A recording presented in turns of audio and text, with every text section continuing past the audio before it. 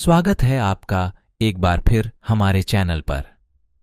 अभी तक आपने हमारे चैनल को सब्सक्राइब नहीं किया है तो कोई बात नहीं, आराम से कर लेना, कोई जल्दी नहीं है। फिर एक नई कहानी हम आपको बताते हैं। भीष्म की प्रतिज्ञा। महाभारत की एक महत्वपूर्ण घटना भीष्म की भीषण प्रतिज्ञा है। हस्तिनापुर के राजा शांतनु और गंगा के पुत्र देवव्रत का नाम बाद में भीष्म पड़ा। कहानी कुछ यूं है। राजा शांतनु एक दिन यमुना नदी के किनारे पर विचरण कर रहे थे।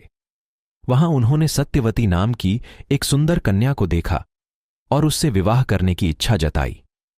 सत्यवती एक मछुआरे की पुत्री थी।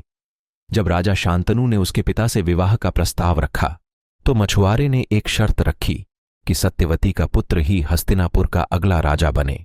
राजा शांतनु इस शर्त से दुखी हो गए क्योंकि उनके पहले से ही एक पुत्र देवव्रत भीष्म था। वे यह वचन नहीं दे सकते थे कि सत्यवती का पुत्र ही राजा बनेगा। इससे दुखी होकर उन्होंने विवाह का विचार त्याग दिया। देवव्रत ने जब अपने पिता के दुख का कारण जाना तो उन्होंने सत्यवती के पिता के पास जाकर प्रतिज्ञा की कि वे जीवन भर ब्रह्मचारी रहेंगे और कभी भी हस्तिनापुर के सिंहासन का दावा नहीं करेंगे।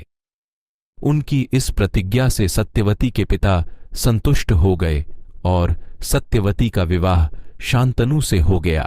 देवव्रत की इस भीषण प्रतिज्ञा ने उन्हें भीष्म के नाम से प्रसिद्ध कर दिया। उनकी प्रतिज्ञा, निष्ठा और त्याग ने उन्हें महाभारत के सबसे महान योद्धाओं और आदर्शों में से एक बना दिया।